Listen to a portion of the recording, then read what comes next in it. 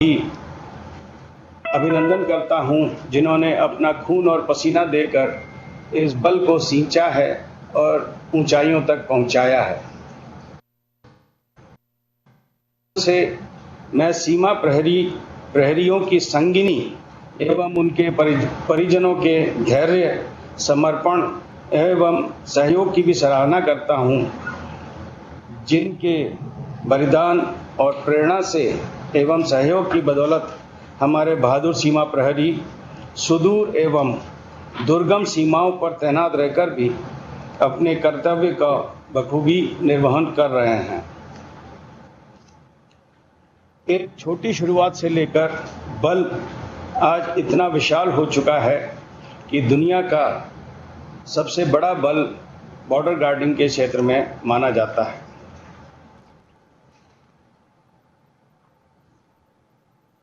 आइए आपको मैं अपने विचारों से अवगत कराऊं जो मैंने बल के और आप सभी के बारे में सोचे हैं। सबसे पहले मैं ये कहना चाहता हूं कि बल का जो सबसे बहुमूल्य और इम्पोर्टेंट रिसोर्स है वो है ह्यूमन रिसोर्स, यानी आप। और ये अत्यंत आवश्यक है कि हम अपने ह्यूमन रिसोर्स को, अपने बलकर्मियों को एकदम टॉप कंडीशन में रखें, उनकी हेल्थ, उनकी सेहत जो है आला दर्जे की हो। और इसमें आपको भी और हम सबको मिलकर काम करना है ताकि बल का हर सदस्य एक अच्छे स्वास्थ्य को एंजॉय करे और देश सेवा में और राष्ट्र और देशवासियों की रक्षा में अपना पूर्ण सहयोग दे सके। इसके साथ साथ मैं कमांडर्स से ये भी कहना चाहता हूँ कि जो एलएमसी या विभिन्न मेडिकल कैटेगरीज में हैं, उनकी सेहत पे और उनके भोजन पे प्रत्येक ध्यान दें। डॉक्टर्स और न्यूट्रिशनिस्ट से सलाह करके आवश्यकता हो तो विशेष मेनू उनके बनाए जाएं और उनके लिए योगा और दूसरे जो डॉक्टर्स के द्वारा सलाह दिए हुए व्यायाम हैं उनको लागू करके जल्द से जल्द ज़्यादा से ज़्यादा लोगों को मेडिकल कैटेगरी से बाहर निकालें और उनके साथियों के साथ पूर्ण रूप से उनको ड्यूटी करने का अवसर प्राप्त कराएं।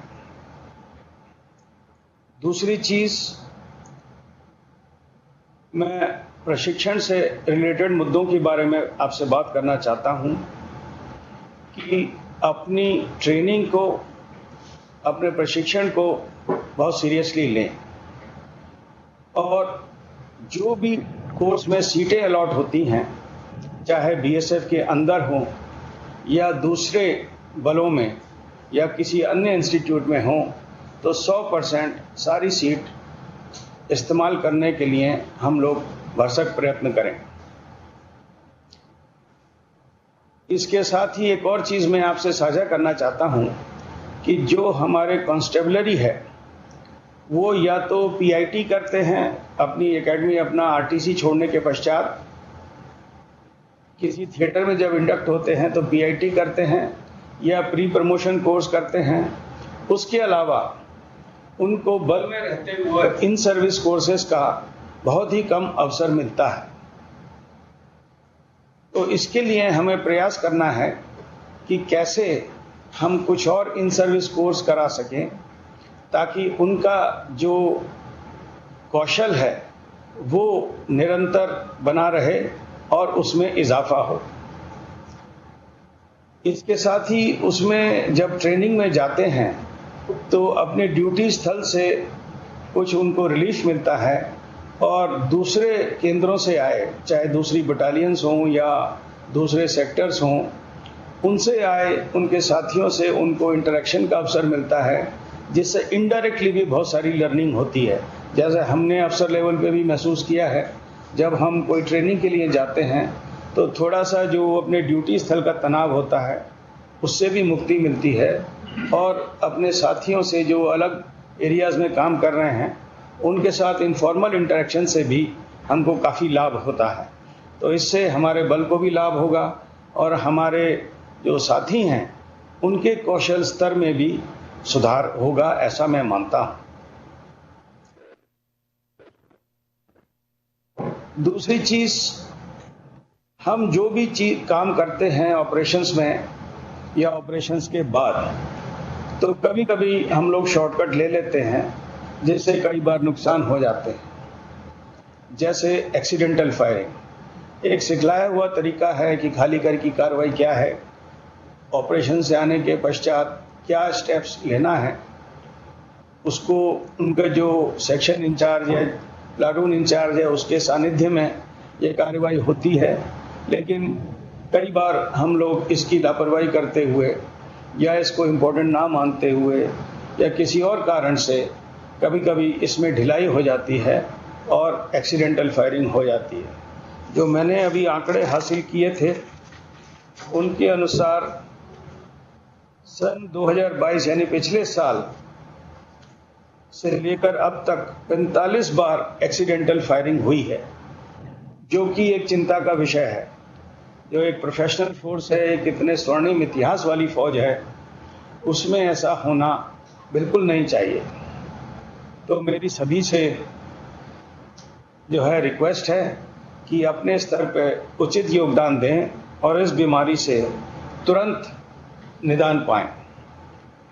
एक्सीडेंटल फायरिंग में कभी कभी दुर्घटनाएं भी हो जाती हैं और जानें भी चली जाती हैं, इंजरीज हो जाती हैं, ऐसा कभी ना होने दें।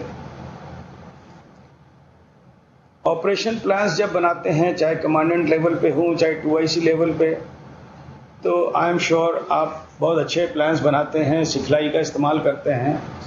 तो उस प्लानिंग में जहाँ तक हो सके अपने साथी सबऑर्डिनेट्स का भी योगदान लें, उनकी सलाह, उनके कौशल का भी उपयोग करें और जहाँ तक हो सके कॉम्प्रिहेंसिव प्लान्स बनाएं और उस प्लान को नीचे तक उचित समय में कम्युनिकेट करें, ताकि जो प्लाटून कमांडर्स हैं और सेक्शन कमांडर्स हैं उनको भी अपनी टीमों को ड्यूटी बांटने में, उनको प्लान को एक्सप्लेन करने में, क्योंकि जब भी कोई प्लान बनता है तो उससे नीचे सब प्लान बनाए जाते हैं अलग अलग स्तर पे। तो उन प्लान को बनाने के लिए उनके जो मेंबर्स हैं उस टीम्स के, उनको प्लान को समझाने में, उनके डाउट्स दूर करने में भी कुछ समय लगता है। तो वो समय कोशिश करके अवश्य प्रदान करें, ताकि ऑपरेशन एक अच्छे रूप से चल सके और कोई दुर्घटना या नुकसान ना हो और जो ऑब्जेक्टिव है वो अचीव हो पाए।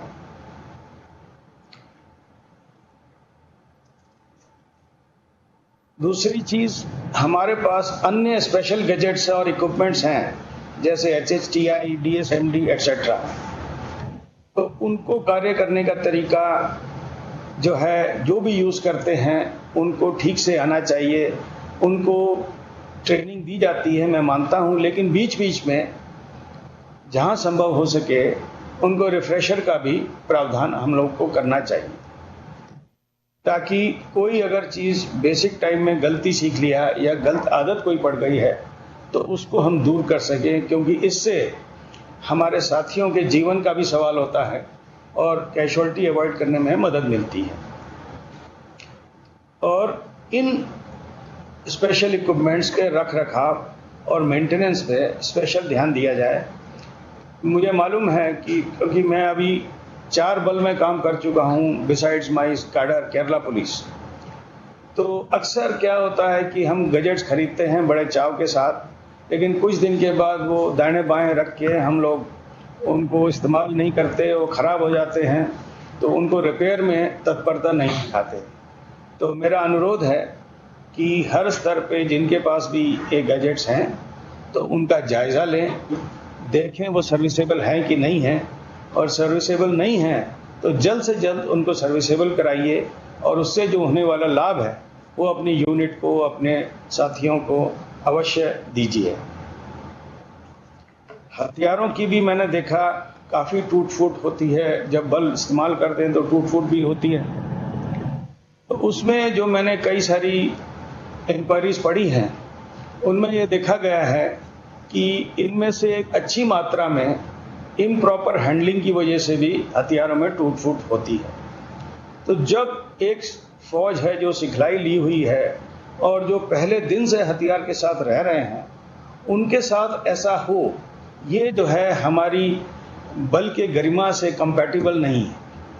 तो इसको हमें देखना है कि हम अपने हथियार को अपने शरीर का अंग माने और उसकी वही हिफाजत करें जो हम अपने शरीर की हिफाजत करते हैं।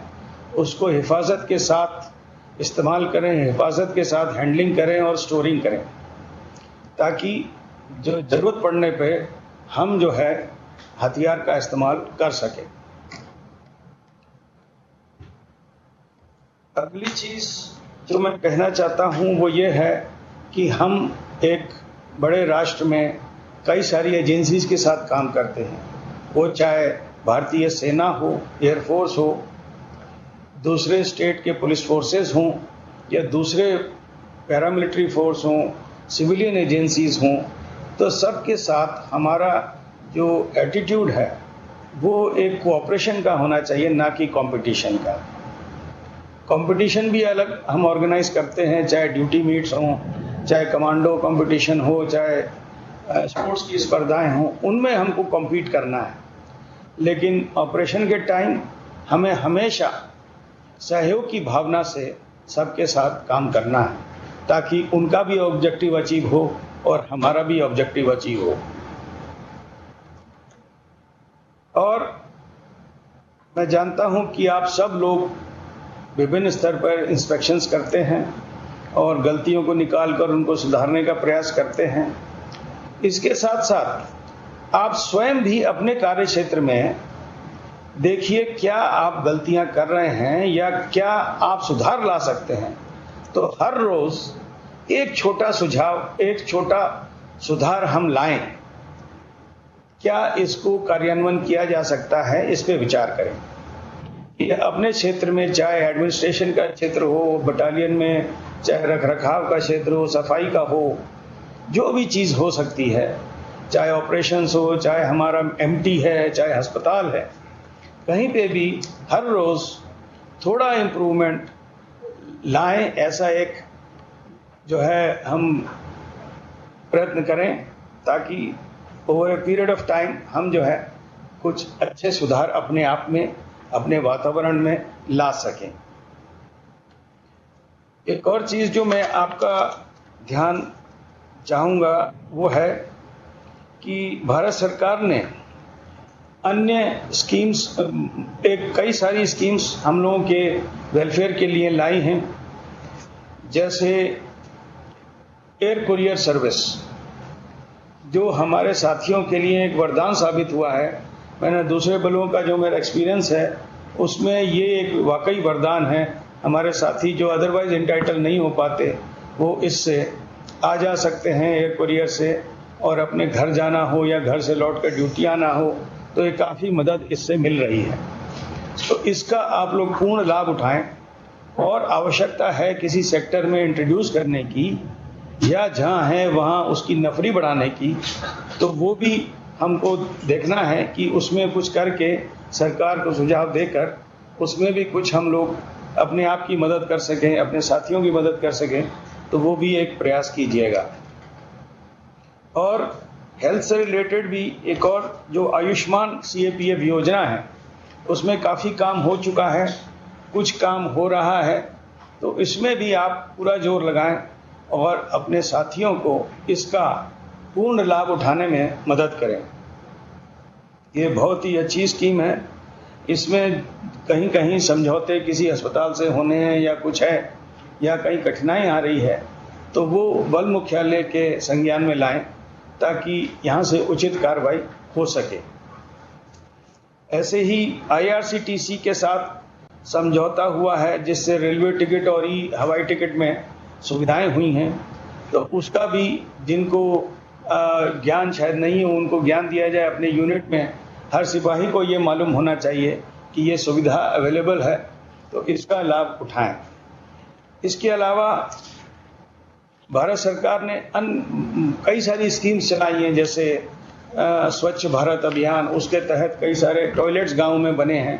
हमारे एक अच्छी संख्या में साथी ग्राम प्रदेशों से आते हैं, तो देखिए वो इसका लाभ उठा पा रहे हैं कि नहीं।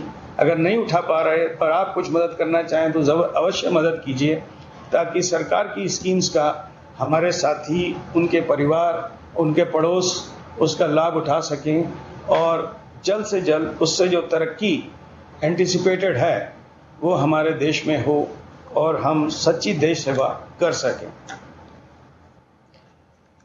और अंत में मैं आप लोगों से ये कहना चाहता हूँ कि आपने भी देखा होगा मीडिया में और जनरल आपने ऑब्जर्व किया होगा कि ये जो भारत जिसमें आज हम जी रहे हैं, ये वो भारत नहीं जो पहले था, ये एक नया भारत है। आज हमारे देश की गरिमा इंटरनेशनल एरिनाज में इतनी ऊंची हो चुकी है कि भारत का एक सुपर पावर वाला स्टेटस हो गया है। तो आप ऐसे कंट्री के बल हैं, तो हमारे हर चीज़ एकदम प्रोफेशनल होना चाहिए। हमारा टर्नआउट से लेके गाड़ियों की मेंटेनेंस, हमारा जो भी कदम निकले वो एकदम प्रोफेशनल हो और एक सुपर पावर या एक समृद्ध और तेजी से समृद्ध प्रगति की और अग्रसर देश के छवि के अनुरूप हो। और आप सभी ऐसे बल का सदस्य हैं जो ऑलरेडी एक गरिमामय पोजीशन पूरे विश्व में बना चुका है। इसी के साथ मैं अपने वक्तव्य को समाप्त करता हूं और आपको और आपके परिवारों को आने वाले फेस्टिवल सीजन्स के लिए हार्दिक बधाई देता हूं। जय हिंद।